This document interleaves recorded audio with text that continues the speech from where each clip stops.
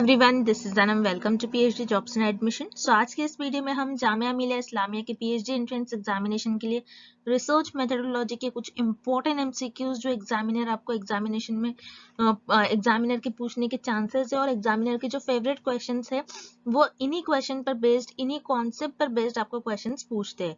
तो इस सेशन को आपको अच्छी तरीके से देख लेना है। उसी के साथ साथ मैं आपको बता दूं, जामिया मिलिया इस्लामिया का जो आपका पीएचडी एंट्रेंस एग्जामिनेशन है ये आपका 3 डेज कंडक्ट करवाया जाएगा, यानी 11th 12th and 19th of Feb 2023।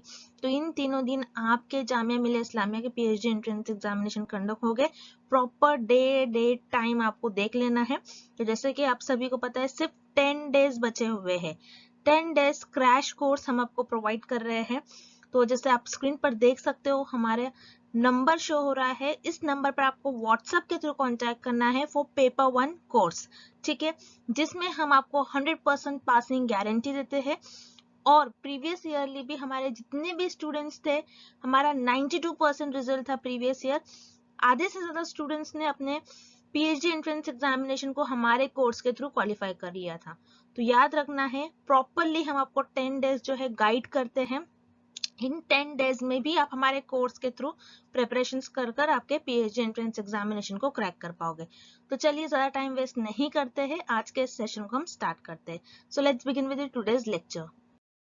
तो एमसीक्यू स्टार्ट करने से पहले मैं आपको एक बारी बता दूं कि पेपर 1 जो कि आपका रिसर्च मेथोडोलॉजी पर बेस्ड होता है और हर एक फैकल्टीज वाले कैंडिडेट्स के लिए अलग अलग सिलेबस फॉलो करना है आपको, ठीक है। तो उसके लिए हम आपको कंप्लीट कोर्स प्रोवाइड करते हैं जिसमें हम आपको video lectures, notes, mock test और एमसीक्यूज पीडीएफ प्रोवाइड करते हैं जिसमें आपके जामिया मिलिया इस्लामिया के प्रीवियस ईयर क्वेश्चंस भी इन्वॉल्व है, ठीक है। तो वीडियो लेक्चर्स जो है आपको प्रीवियस ईयर क्वेश्चंस के सेशंस हम आपको प्रोवाइड करते हैं। वीडियो लेक्चर्स में हमारे थियोरी, एमसीक्यूज दोनों वीडियो लेक्चर्स हम आपको प्रोवाइड करते हैं। फिर नोट्स भी हम आपको प्रोवाइड करते हैं, काफी सिंपलेस्ट लैंग्वेज में नोट्स है। अगर आप वही इंटरनेट से अगर देखते हो तो काफी डिफिकल्ट लैंग्वेज यूज करी जाती है और आपको पता नहीं होता कि प्रॉपरली किस सीक्वेंस में आपको, किस टॉपिक वाइज में आपको स्टडी करना है। तो सारी चीजें हम हमारे कोर्स में यहाँ पर आपको बता रखी है with the minimum price and 100% passing guarantee, यानी हमारे ही कोर्स से आपको क्वेश्चंस पूछे जाएंगे, ये हम आपको गारंटी के साथ कहते हैं। तो याद रखिएगा, बहुत कम डेज है, तो इन कम डेज में हमारे कोर्स के थ्रू आपको हम अच्छे से अच्छा गाइड करते हैं, अच्छे से अच्छे आपको सारे गाइड करने की या फिर सारे इंस्ट्रक्शंस हम आपको प्रोवाइड करते हैं हमारे कोर्स में। तो जल्द से जल्द आपको स्क्रीन पर दिए गए नंबर पर व्हाट्सएप के थ्रू आपको हमें कॉन्टैक्ट करना है या फिर आप हमारा ऐप भी डाउनलोड कर सकते हैं which is global online app. तो चलिए ज़्यादा टाइम वेस्ट नहीं करते हैं, आज के सेशन को हम स्टार्ट करते हैं। So let's begin with the MCQs. First question, mean, median and mode are. इस क्वेश्चन में हमें फाइंड आउट करना है मीन, मीडियन एंड मोड ये तीनों भी क्या होते हैं। So remember, mean, median and mode आपके मेजर्स ऑफ सेंट्रल टेंडेंसी होती है। तो सेंट्रल टेंडेंसी को मेजर करने के लिए हम मीन, मीडियन एंड मोड का यूज करते हैं। तो पहले हम देखते हैं सेंट्रल टेंडेंसी होता क्या है एंड देन उसके बाद हम ये तीनों भी टर्म्स देखेंगे, मीन, मीडियन एंड मोड। तो सेंट्रल टेंडेंसी वो टर्म होता है जो किसी भी डिस्ट्रीब्यूशन की टिपिकल और यू कैन से मिडिल और सेंट्रल वैल्यू को बताती है।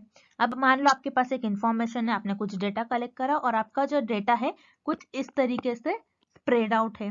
तो आपका जो डेटा है आपने कुछ इस तरीके से स्प्रेड कर दिया, आपने कुछ इस तरीके से डिस्ट्रीब्यूट कर दिया। तो इसी वर्ड से आपका वर्ड बना है डिस्ट्रीब्यूशन। ओके, तो आपके पास डेटा है, आपने उस डेटा को कुछ इस तरीके से स्प्रेड आउट करा और इस डेटा में जो मिडिल और जो सेंट्रल वैल्यू होंगी ये हो जाएगी आपकी सेंट्रल टेंडेंसी।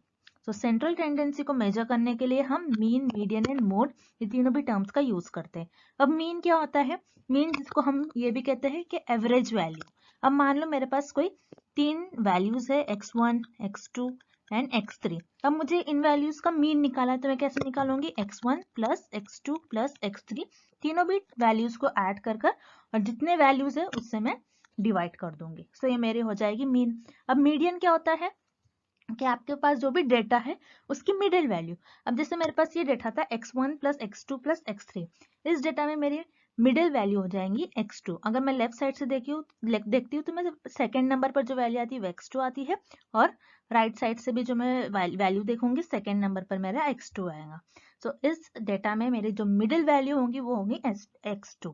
मीडियन क्या होता है? आपके डेटा की मिडिल वैल्यू को हम कहते हैं मीडियन। एंड मोड क्या होता है?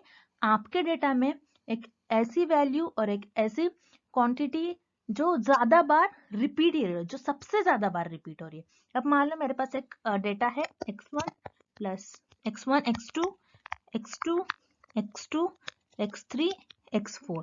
अब ये मेरे पास जो डेटा है इसमें एक ऐसी वैल्यू जो सबसे ज्यादा बार रिपीट हो रही है। तो सबसे ज्यादा बार कौन सी वैल्यू रिपीट हो रही है? x2 x2 and x2। ये मेरी 3 बार ये वैल्यू रिपीट हो रही है। तो इस केस में मेरी जो मोड की वैल्यू हो जाएंगी वो हो जाएगी x2। तो मीन, मीडियन एंड मोड को मेजर करने के लिए हम सेंट्रल टेंडेंसी का यूज करते हैं। So mean, median and mode are measures of central tendency. That's why आपका करेक्ट ऑप्शन हो जाएगा option C. Next, which one of the following is not a qualitative forecasting method? इस question में हमें find out करना है कि कौन से ऑप्शन में हमें क्वालिटेटिव फोरकास्टिंग मेथड गिवन नहीं है। अब क्वालिटेटिव का मतलब क्या होता है? जैसे क्वालिटेटिव किसी चीज की क्वालिटी बताता है। सो क्वालिटेटिव रिसर्च में हमारे पास जो भी डेटा होता है वो टेक्स्ट और वर्ड्स के फॉर्म में होता है। क्वालिटेटिव रिसर्च में हमारे पास डेटा। और फोरकास्टिंग का मतलब क्या होता है? फोरकास्टिंग मतलब कुछ प्रिडिक्ट करना, कुछ गेस करना। अब हमें इस क्वेश्चन में फाइंड आउट करना है कि क्वालिटेटिव फोरकास्टिंग मेथड हमें किस ऑप्शन में गिवन नहीं है। सो हम वन बाय वन ऑप्शन देखते हैं। Option A, educated guess. Educated guess क्या होता है? कि कुछ सोच समझकर गेस करना। अब जैसे मैंने सोच समझकर ये गेस कर लिया कि जो एक पर्टिकुलर डिसीज है, उस डिसीज के अगेंस्ट मैं ये ड्रग दूंगी तो हो सकता है ये ड्रग लेने से ये डिसीज क्योर हो जाए। तो मेरे पास जो भी इंफॉर्मेशन होंगी गेस करने के लिए, मैं अपने जो भी इंफॉर्मेशन के बेसिस पर मैंने गेस किया है वो इंफॉर्मेशन मेरे पास टेक्स्ट और वर्ड्स के फॉर्म में हो जाएगी। तो उसी तरीके से क्वालिटेटिव रिसर्च में जो भी हमारे पास डेटा होता है वो टेक्स्ट और वर्ड्स के फॉर्म में होता है।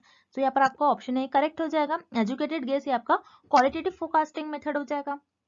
Then option B, executive committee consensus. Executive committee consensus का मतलब होता है कि कमेटी को बुलाया जाता है और उस कमेटी में, जैसे कोई भी कमेटी हो सकती है, उसमें 4 to 5 पीपल का ग्रुप बनाया जाता है। कोई हो सकता है उसमें किसी डिसीज के बारे में, कोई पॉलिसी के बारे में, बिजनेस से रिलेटेड कुछ भी उस पर्टिकुलर ग्रुप में डिस्कशन होगा। उनके लोगों के एक्सपर्ट्स के ओपिनियंस जानेंगे और उसके बेसिस पर कोई कंक्लूजन पर आएंगे।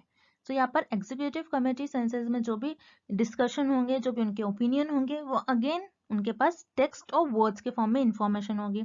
तो ये भी आपका क्वालिटेटिव फोरकास्टिंग मेथड में आ जाएगा। Then option C, Delphi method. Delphi method क्या होता है? जिसमें आप एक्सपर्ट से सर्वे कराते हो। एक्सपर्ट से सर्वे कराया जाता है जिसमें एक ग्रुप बनाया जाता है और उन ग्रुप में उस पर्टिकुलर टॉपिक पर, जैसे कोई हार्ट स्पेशलिस्ट को आपने बुलाया है, सो उनका आपने इंटरव्यू लिया है, एक ग्रुप बनाया है, 4-5 हार्ट स्पेशलिस्ट को आपने बुलाया है, उस पर्टिकुलर टॉपिक पर आप डिस्कशन करोगे, उनके ओपिनियंस जानोगे। सो यहाँ पर क्या होता है? डेल्फी मेथड में एक राउंड बनाया जाता है जिसमें एक क्वेश्चनर प्रोवाइड किया जाता है। सारे लोगों को एक क्वेश्चनर प्रोवाइड किया जाता है और उस क्वेश्चनर में रिस्पोंडेंट्स को, जो भी एक्सपर्ट्स होंगे, उनका रिस्पॉन्स कलेक्ट करा जाता है। और उनका रिस्पॉन्स कलेक्ट करने के बाद ग्रुप में डिस्कशन होते हैं उनके रिस्पॉन्स पर। सो डेल्फी मेथड में भी जो भी डिस्कशन होंगे वो टेक्स्ट और वर्ड्स के फॉर्म में हो जाएंगे। सो ये भी आपका क्वालिटेटिव फोरकास्टिंग मेथड हो जाएगा। Then option D, linear regression method. Linear regression method में रिमेंबर आपके पास जो भी इंफॉर्मेशन होगी ये नंबर्स के फॉर्म में होगी, जिसमें आपके पास जो भी डेटा होता है वो नंबर्स के फॉर्म में होता है और आप उस इंफॉर्मेशन को, उस डेटा को आप कुछ ग्राफ में इस तरीके से स्प्रेड करते हैं। आपके पास कोई डेटा होता है, वो डेटा इस तरीके से स्प्रेड आउट रहता है एंड देन आप उसको एक लीनियर इंफॉर्मेशन कलेक्ट करते हो और उसके बेसिस पे आप देखते हो कि आगे क्या होगा। आपके पास बस इतना ही इंफॉर्मेशन है तो आप गेस करते हो। जैसे ये मार्केटिंग में ज्यादा यूज करा जाता है, कितना प्रॉफिट हो सकता है, आगे कितना लॉस हो सकता है, ये जानने के लिए। तो लीनियर रिग्रेशन मेथड ये आपका क्वालिटेटिव फोरकास्टिंग मेथड नहीं होगा, बल्कि ये आपका क्वांटिटेटिव फोरकास्टिंग मेथड हो जाएगा। और इस क्वेश्चन में भी हमें यही पूछ रहा है, which is not qualitative forecasting method. तो यहाँ पर आपका ऑप्शन डी जो है ये आपका क्वालिटेटिव फोरकास्टिंग मेथड नहीं होगा। दैट्स व्हाई आपका करेक्ट ऑप्शन हो जाएगा option D, linear regression method. Next, the steps taken to solve a problem are given below. Arrange them in a correct order. First, analyze. Second, test. Third, implement. Then evaluate, document, design, and last is develop. इस question में हमें हम research में किस तरीके से problem को solve कर सकते हैं उसके स्टेप्स गिवन हैं, और जो स्टेप्स हैं उनको हमें करेक्ट ऑर्डर में अरेंज करना है। जैसे हम रिसर्च में किसी भी प्रॉब्लम को सॉल्व करते हैं, अब मान लो मेरे पास एक प्रॉब्लम है, मुझे उसको सॉल्व करना है। अब यहाँ पर मेरे पास एक प्रॉब्लम है, मान लो मेरे पास एक प्रॉब्लम है कोविड डिसीज है, उस प्रॉब्लम को सॉल्व करना है। जब कोविड डिसीज नहीं आई होंगी तो रिसर्चर ने उस प्रॉब्लम को तो सॉल्व किया, उसके अगेंस्ट वैक्सीन बनाया। तो इस प्रॉब्लम को सॉल्व करने के लिए रिसर्चर ने कौन कौन से स्टेप्स को फॉलो किया, कैसे फॉलो किया, कैसे सीक्वेंस में फॉलो करा, हमें वो करेक्ट ऑर्डर अरेंज करना है। अब मान लो हमने जैसे देखा अभी कोविड एक प्रॉब्लम है, देन जब ये प्रॉब्लम आई होंगी तो फर्स्ट स्टेप में रिसर्चर ने इसको एनालाइज किया होगा, उस प्रॉब्लम को एनालाइज किया होगा। तो एनालाइज आपका फर्स्ट स्टेप में आया होगा। तो फर्स्ट स्टेप में एनालाइज आएगा आपका, मतलब कोविड को किस तरीके से उन्होंने ऑब्जर्व किया, जिन जिन लोगों में कोविड डिसीज देखी गई उनको ऑब्जर्व किया होगा, उनकी बॉडी कैसे बिहेव कर रही होंगी। तो एनालाइज ये आपका फर्स्ट स्टेप में आएगा। एनालाइज करने के बाद, प्रॉब्लम को एनालाइज करने के बाद देन आप उसको डिजाइन करोगे, डिजाइन आपका सेकंड स्टेप में आएगा। डिजाइन क्या होता है, डिजाइन का मतलब होगा कि आप आपका जो प्रॉब्लम है उस प्रॉब्लम को आप किस तरीके से सॉल्व करने वाले हो, कौन कौन से मेथड्स यूज करने वाले हो, किस तरीके से आप उस प्रॉब्लम को सॉल्व करते हो, आप मेथड चूज करोगे, आप प्लानिंग करोगे। डिजाइन का मतलब ये होता है कि प्लान करना, कुछ प्लानिंग करोगे आप यहाँ पर। देन डिजाइन करने के बाद आप डेवलप करोगे उस प्रॉब्लम को। डेवलप का मतलब होता है कि आपका जो प्रॉब्लम है उससे क्या क्या सोल्यूशंस हो सकते हैं, क्या मैं ऐसा करूँ तो उसका ये सोल्यूशन निकल कर आएगा, क्या मैं ये ड्रग बनाऊं या फिर मैं वैक्सीन बनाऊं तो ये डिसीज और ये प्रॉब्लम क्योर हो सकती है। ओके, तो मैं डिजाइन करने के बाद मैं उस प्रॉब्लम को डेवलप करूंगी, तो डेवलप आपका थर्ड पर आएगा। देन उसके बाद डेवलप करने के बाद आप उसको टेस्ट करोगे, टेस्ट आपका फोर्थ नंबर पर आएगा। ओके, मतलब आप टेस्ट करोगे, आप कुछ लोगों को वो ड्रग या फिर वो वैक्सीन देकर देखोगे कि उनमें कैसे इफेक्ट हो रहा है, टेस्ट करोगे। ओके, टेस्ट करने के बाद आप उसको डॉक्यूमेंट करोगे, डॉक्यूमेंट आपका फिफ्थ नंबर पर आएगा।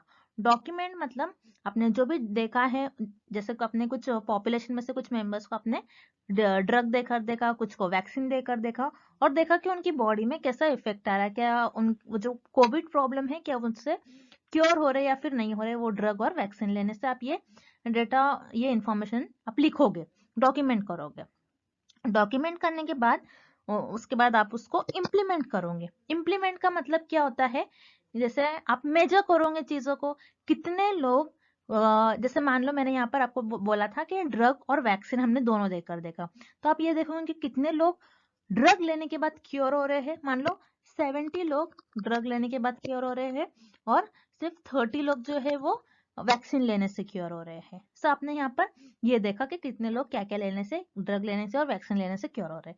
देन इम्प्लीमेंट के बाद, इम्प्लीमेंट आपका 6th पर आएगा। Then last is evaluate, evaluate आपका 7 पर आएगा। मतलब आप इवेल्यूएट कर दोगे कि यस, अगर कोविड की प्रॉब्लम है तो कोविड की प्रॉब्लम को सॉल्व करने के लिए जैसे वैक्सीन बनाया गया, वैक्सीन इफेक्टिव है या फिर ड्रग इफेक्टिव है, ये इवेल्यूएट कर जाएगा। तो इस तरीके से आप रिसर्च में किसी भी प्रॉब्लम को सॉल्व करते हो। सो करेक्ट सीक्वेंस आपको ऑप्शन ए में गिवन है, दैट्स व्हाई आपका करेक्ट ऑप्शन हो जाएगा option A. Next, the ones that have a strong contingent effects on the relationship between the independent and dependent variables। इस question में हमें find out करना है कि ऐसा कौन सा वेरिएबल होता है जो स्ट्रांगली इंडिपेंडेंट वेरिएबल और डिपेंडेंट वेरिएबल के जो बीच के रिलेशन है उसको अफेक्ट करता है। तो यहाँ पर आपको 1 by 1 ऑप्शन देखना है। तो पहले आपको ऐसा ऑप्शन एलिमिनेट करना है जो इस क्वेश्चन का करेक्ट आंसर नहीं होगा। जैसे इंडिपेंडेंट और डिपेंडेंट वेरिएबल के बीच का रिलेशन हमें फाइंड आउट करना है, जो ऐसा वेरिएबल जो इन दोनों वेरिएबल को रिलेशनशिप को अफेक्ट करता है। तो जाहिर सी बात है डिपेंडेंट वेरिएबल और इंडिपेंडेंट वेरिएबल ये तो आंसर होगा नहीं, दैट्स व्हाई पर आपको ऑप्शन ए और बी दोनों भी इनकरेक्ट हो जाएगा।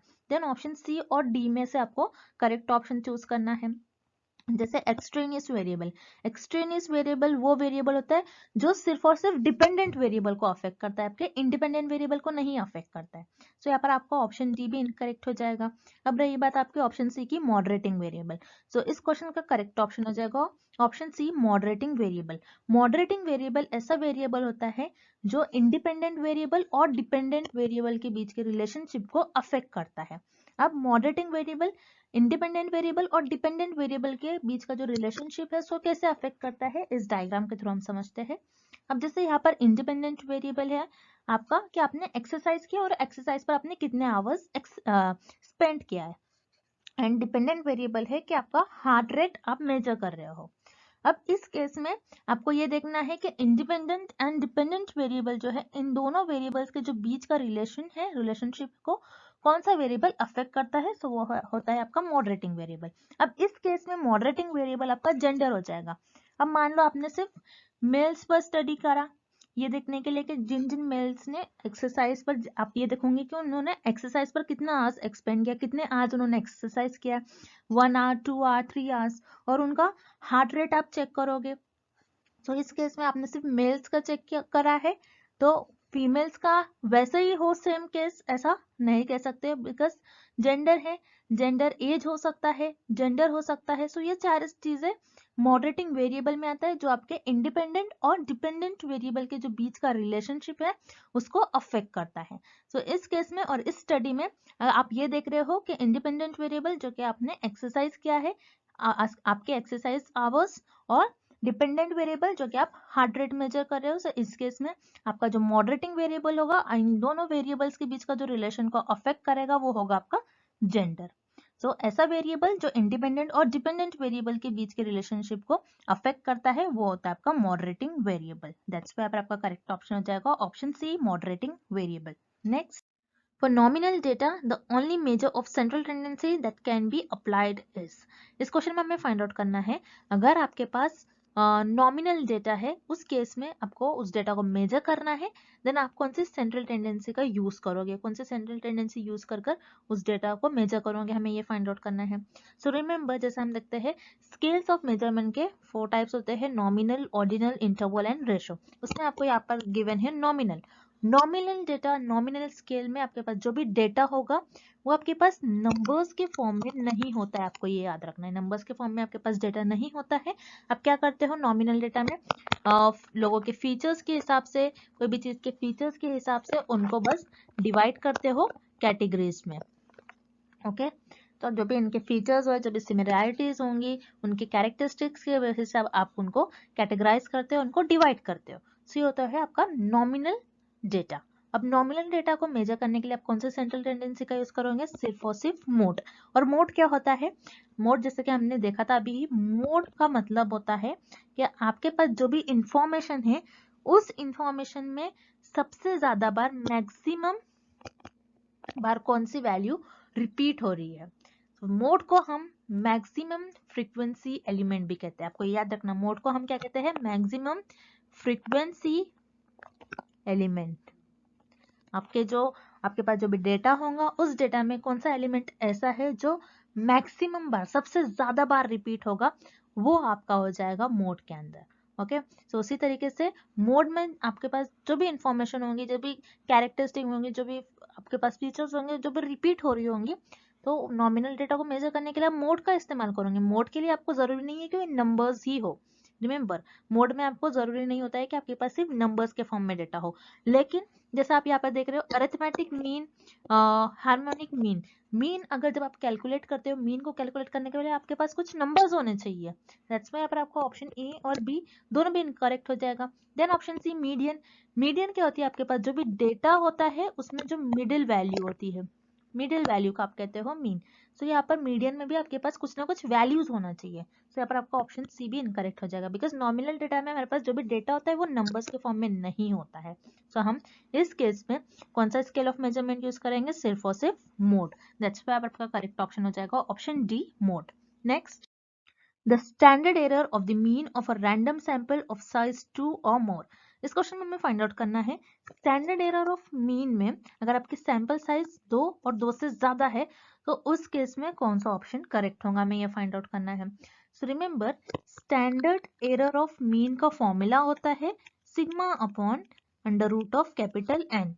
सो स्टैंडर्ड एरर ऑफ मीन होता है क्या है, पहले आपको ये पता होना चाहिए। सो स्टैंडर्ड एरर ऑफ मीन होता है difference between population mean and sample mean। Okay मतलब आपके सैंपल का मीन और जो पॉपुलेशन का मीन उसमें कितना डिफरेंस है।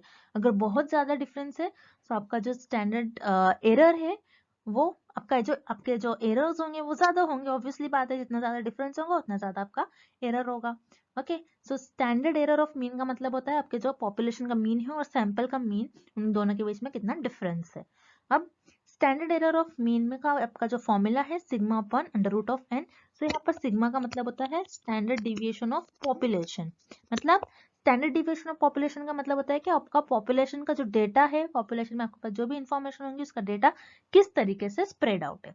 यहाँ पर कैपिटल एन का मतलब होता है आपका सैंपल साइज।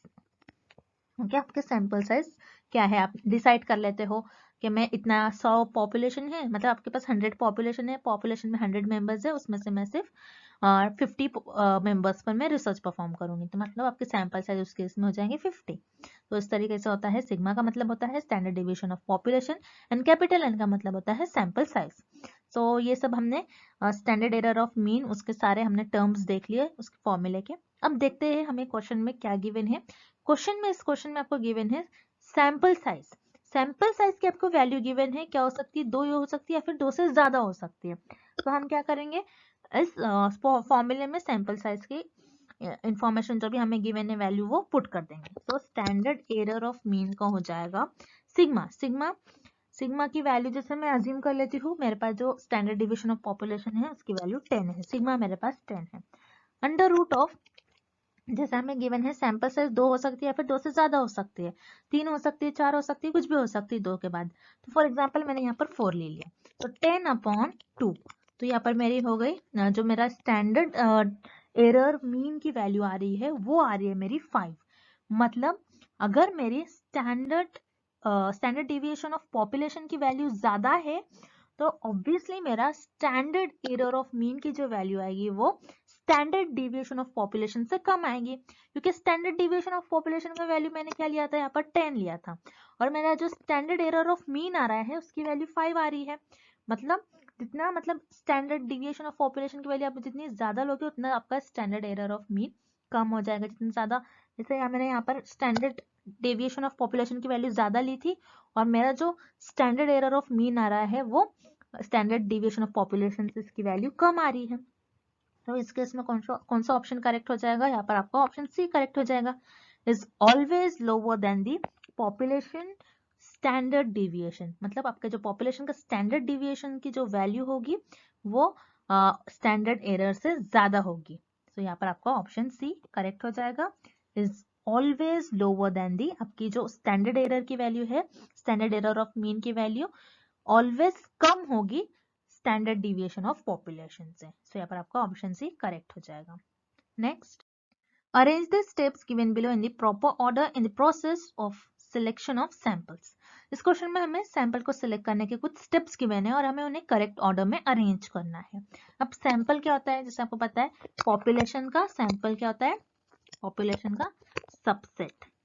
मतलब पॉपुलेशन का जो कुछ पॉपुलेशन होती है आपका, उसके कुछ पार्ट पर आप रिसर्च परफॉर्म करते हो, कुछ पार्ट लेते हो जो कि आपका सैंपल बन जाता है और उस पर आप रिसर्च परफॉर्म करते हो। तो सैंपल आपके पॉपुलेशन का सबसेट होता है। अब आप सैंपल को कैसे चूज करोगे, हमें स्टेप बाय स्टेप सैंपल्स को चूज करने के लिए आपको कुछ स्टेप्स परफॉर्म करने होते हैं और उन स्टेप में आप आपके सैंपल्स को चूज करते हो। तो सैंपल सेलेक्ट करने के लिए आपको फर्स्ट स्टेप में आपकी पॉपुलेशन को डिफाइन करना होता है। सो डिफाइनिंग द पॉपुलेशन आपका फर्स्ट स्टेप में आ जाएगा। अब पॉपुलेशन को कैसे डिफाइन करोगे, अब मान लो मैं ऐसी पॉपुलेशन चूज करूंगी जो स्मोकिंग करे, क्योंकि मुझे स्मोकर्स पर स्टडी करना है जो स्मोकिंग करते हैं, मुझे ये देखना है स्मोकिंग करने से ह्यूमन बॉडी में कैसा इफेक्ट होता है, क्या क्या क्या डिसीज हो सकती है जो लोग स्मोकिंग करते हैं। तो मैं कैसी पॉपुलेशन डिफाइन करूंगी, जो स्मोकिंग करते हैं उन्हीं लोग को चूज करूंगी अपने पॉपुलेशन में। सो आपने क्या किया, फर्स्ट स्टेप में आपकी पॉपुलेशन को डिफाइन कर दिया। देन सेकेंड स्टेप में आप सैम्पलिंग फ्रेम डेवलप करोगे, तो सैम्पलिंग फ्रेम आपका सेकेंड आ जाएगा। अब सैम्पलिंग फ्रेम क्या होती है, आपने पॉपुलेशन ले लिया एंड देन आप क्या करते हो, एक लिस्ट बनाते हो और लिस्ट में आपकी जो पॉपुलेशन में जो सारे मेंबर्स हैं उनकी इंफॉर्मेशन लिखते हो, उनका पर्टिकुलर आप नेम मेंशन करते हो, उनका इंफॉर्मेशन लिखते हो। तो ये होती है आपकी सैम्पलिंग फ्रेम। सैम्पलिंग फ्रेम एक लिस्ट होती है जिसमें आप आपके पॉपुलेशन के जो भी मेंबर्स हैं उनकी सारी इंफॉर्मेशन लिखते हो। देन सैम्पलिंग फ्रेम डेवलप करने के बाद उसके बाद आप सैंपल साइज सिलेक्ट करते हो। तो सैंपल साइज आपका थर्ड स्टेप में आ जाएगा, डिटरमाइनिंग द सैंपल साइज। अब सैंपल साइज क्या होता है कि आप कितने लोगों को सिलेक्ट करने वाले हो। अब मान लो आपकी जो पॉपुलेशन है उसमें 100 लोग है, टोटल 100 मेंबर्स है, और आप क्या करोगे, आपका जो सैंपल साइज होगा आपको करना है 50 लोगों पर रिसर्च, क्योंकि आप पूरी पॉपुलेशन पर रिसर्च नहीं कर सकते हो, इट इज वो टाइम टेकिंग प्रोसेस हो जाएगा। ओके, तो आप क्या करते हो, पॉपुलेशन के कुछ ही पार्ट पर, मतलब कुछ ही लोगों पर रिसर्च करते हो। तो सैंपल साइज मतलब आप कितने लोगों पर रिसर्च करने वाले हो। तो थर्ड स्टेप में आपका हो जाएगा sample size. Sample size select करने के बाद आप उसके बाद आप सैम्पलिंग मेथड चूज करोगे कि किस मेथड से आप सैंपल परफॉर्म करोगे। जैसे अब मैंने सैंपल साइज सिलेक्ट कर लिया कि मैं 50 लोगों पर रिसर्च करूंगी, देन कौन से मेथड से, क्या मैं प्रोबेबिलिटी लूंगी या फिर नॉन प्रोबेबिलिटी, मतलब मैं रैंडमली सैंपल सिलेक्ट कर लूंगी या फिर अपने कन्वीनियंस और जजमेंट के बेसिस पर सैंपल्स को सिलेक्ट कर लूंगी। सो स्पेसिफाइंग सैम्पलिंग मेथड ये आपका फोर्थ पर आ जाएगा। एंड लास्ट आपका हो जाएगा सिलेक्टिंग सैंपल, देन आप सैंपल्स को सिलेक्ट कर सकते हो। सो ये हो जाएंगे आपके करेक्ट ऑर्डर सैंपल्स को सिलेक्ट करने के लिए। सो ये ऑर्डर आपको ऑप्शन सी में गिवन है, दैट्स व्हाई आपका करेक्ट ऑप्शन हो जाएगा option C.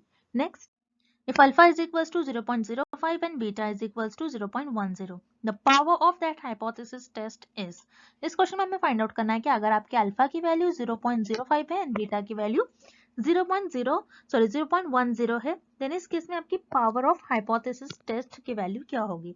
Power of hypothesis का मतलब होता है प्रोबेबिलिटी, आपको याद रखना है, probability that the correctly reject the null hypothesis, मतलब कितने परसेंट चांस है, कितने परसेंट प्रोबेबिलिटी मतलब चांस, कितने चांस होगा कि आप करेक्टली आपकी नल हाइपोथेसिस को रिजेक्ट कर रहे हो, करेक्ट वे से आप आपकी नल हाइपोथेसिस को रिजेक्ट कर रहे हो, ये कितने परसेंट चांस होगा, उसे हम कहते हैं पावर ऑफ हाइपोथेसिस टेस्ट। अब पावर ऑफ हाइपोथेसिस टेस्ट का फॉर्मूला होता है 1 माइनस बीटा।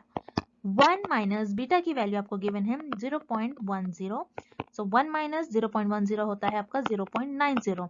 रिमेंबर इस क्वेश्चन में बस आपको कंफ्यूज करने के लिए अल्फा की वैल्यू गिवन है। ओके, आपको कंफ्यूज नहीं होना है। पावर ऑफ हाइपोथेसिस टेस्ट का फॉर्मूला होता है 1 माइनस बीटा, सो 1 माइनस 0.10 अगर आप सब्स्टिट्यूट करते हो तो आपका आंसर हो जाएगा 0.90। तो आपका करेक्ट ऑप्शन हो जाएगा ऑप्शन बी 0.90। तो पावर ऑफ हाइपोथेसिस टेस्ट में एक बार फिर से रिपीट कर रही हूँ, क्या होता है कि कितने परसेंट चांस है कि आप आपके नल हाइपोथेसिस को करेक्ट वे से रिजेक्ट कर रहे हो। तो इस केस में आपका 90% ये चांस होगा कि आप आपके नल हाइपोथेसिस को करेक्ट वे से रिजेक्ट कर रहे हो। तो यहाँ पर आपका करेक्ट ऑप्शन हो जाएगा ऑप्शन बी 0.90।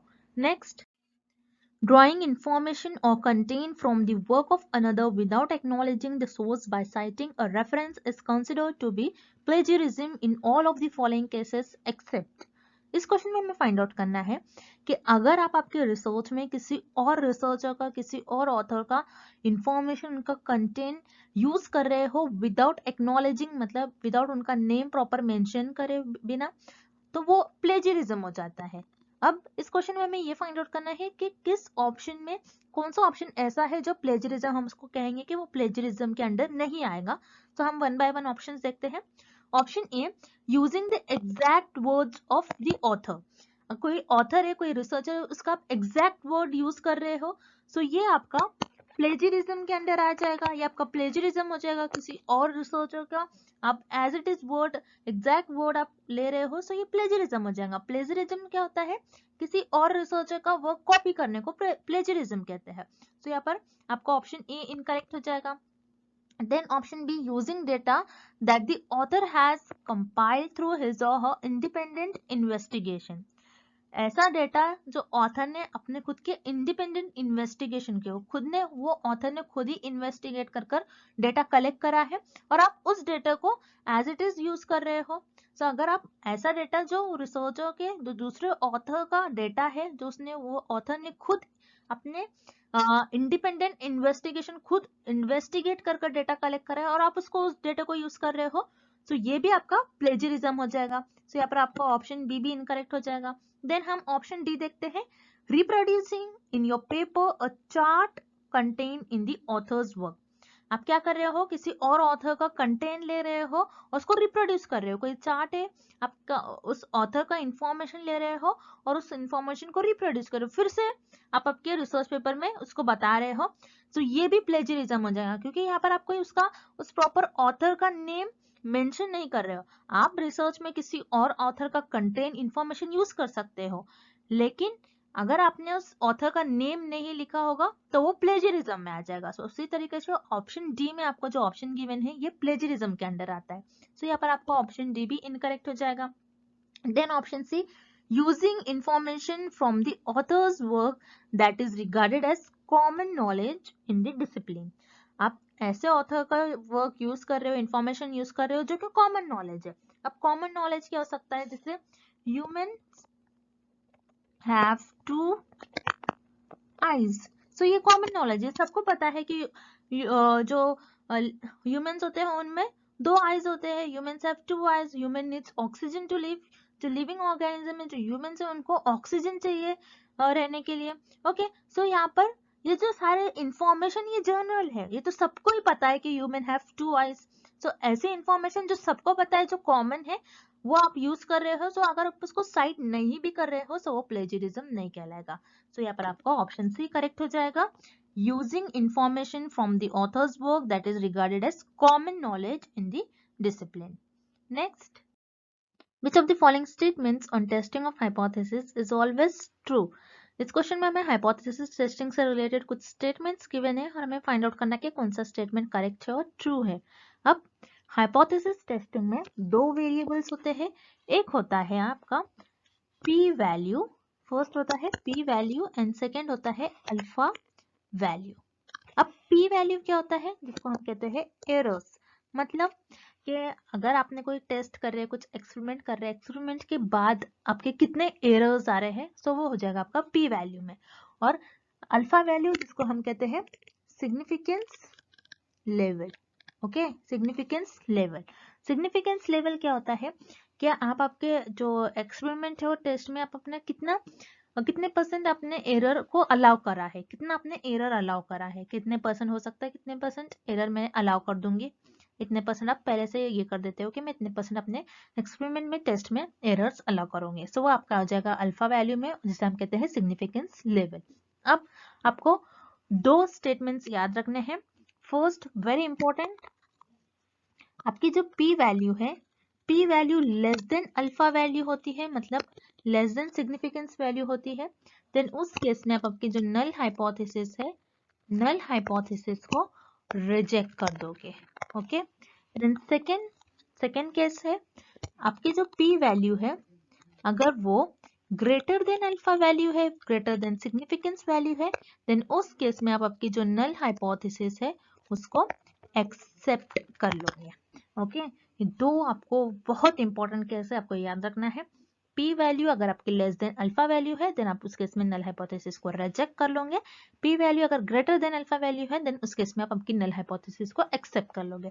अब हम ऑप्शंस की तरफ चलते हैं। ऑप्शन ए आपको गिवन है, when the null hypothesis is rejected at 5%। तो ऑप्शन ए का फर्स्ट पार्ट क्या गिवन है आपको, क्या अगर आपने आपकी नल हाइपोथेसिस को 5% पर रिजेक्ट कर लिया। ओके, मतलब इस केस में आपकी जो पी वैल्यू है, पी वैल्यू लेस देन 0.05 है। 5% का मतलब क्या होता है, 5/100। 5/100 अगर आप करते हो तो हो जाएगा आपकी 0.05। ओके, अपने नल हाइपोथेसिस में आपका जो सिग्निफिकेंस वैल्यू है वो आपने डिसाइड कर लिया कि 5% हो सकता है कि नल हाइपोथेसिस को मैं एरर अलाउ किया आपने। ओके, तो 0.05 आपका क्या हो जाएगी, आपकी अल्फा वैल्यू। ओके, तो फर्स्ट केस क्या गिवन है आपको, ऑप्शन ए में फर्स्ट पार्ट क्या गिवन है, आपकी जो नल हाइपोथेसिस आपने उसको 5% पर रिजेक्ट कर लिया। देन इसी ऑप्शन का सेकेंड पार्ट है, it is always rejected at 1% level of significance। मतलब आपकी जो p वैल्यू है इस केस में ये लेस देन 0.01 होंगी। 1% का क्या मतलब होता है, 1/100। 1/100 अगर आप करते तो 0.01 वैल्यू आती है। ओके, सो अगर मैं ऐसा बोल रही हूँ कि 0.05 जो वैल्यू है मेरी, ये p वैल्यू उससे कम होगी। ओके, तो मैं क्या ये भी कह सकती हूँ कि 0.01 जो है ये p वैल्यू से कम, 0.01 जो है मेरी p वैल्यू जो है इससे कम ही होगी? नहीं, क्योंकि अगर 0.05 से कम आ रही है, पहला स्टेटमेंट क्या बोल रहा है, 0.05 से पी वैल्यू कम आ रही है, मतलब वो 0.04 हो सकता है, 0.03 हो सकता है, 0.02 हो सकता है। लेकिन सेकंड क्या बोल रहा है, 0.01 से भी कम होगी। ऐसा तो पॉसिबल नहीं है। अगर 0.02 हो गया तो ये क्या हो गई, ये हाइपोथेसिस तो इनकरेक्ट हो गई, ये ऑप्शन तो इनकरेक्ट हो गया। Then second, the null hypothesis is rejected at 1%, मतलब यहाँ पर आपका पी वैल्यू जो होगा, p value is less than 0.01, 0.01 पे आपका जो अपने एरर, ये अल्फा वैल्यू है, ओके, अपने ये एरर अलाउ करा है 0.01 पे, तो यहाँ पर 0.01 से आपकी p वैल्यू कम होगी। ये आपका फर्स्ट पार्ट में गिवन है ऑप्शन बी का। देन सेकेंड पार्ट क्या गिवन है, it is also rejected 5% of level of significance, मतलब ये अगर p वैल्यू भी आपकी क्या हो जाएंगे इस केस में, लेस देन 0.05। अगर ये आपका जो फर्स्ट स्टेटमेंट बोल रहा है 0.01 से आपकी p वैल्यू कम है, देन ऑब्वियसली 0.05 से भी कम ही होगी, ओके। अगर मैं लेती हूँ 0.08, मान लो 0.08 वैल्यू ले रही हूँ मैं, तो ये 0.01 से कम ही है, या फिर सॉरी 0.00 वैल्यू ले रही हूँ, मान लो फॉर एग्जांपल 0.00 वैल्यू लिया मैंने, ओके। तो मैं 0.00 वैल्यू ले रही हूँ, तो ये 0.01 से कम ही है, ओके। तो 0.00 जो वैल्यू है ये तो 0.05 से भी कम है, तो ये तो पॉसिबल है, तो यहाँ पर आपको ऑप्शन भी करेक्ट हो जाएगा। It is correct about hypothesis testing, that's पे आपका करेक्ट ऑप्शन हो जाएगा option B. When the null hypothesis is rejected at 1%, it is also rejected at 5% level of significance. So यहाँ पर आपका ऑप्शन भी करेक्ट हो जाएगा। And thank you for watching this video. See you tomorrow.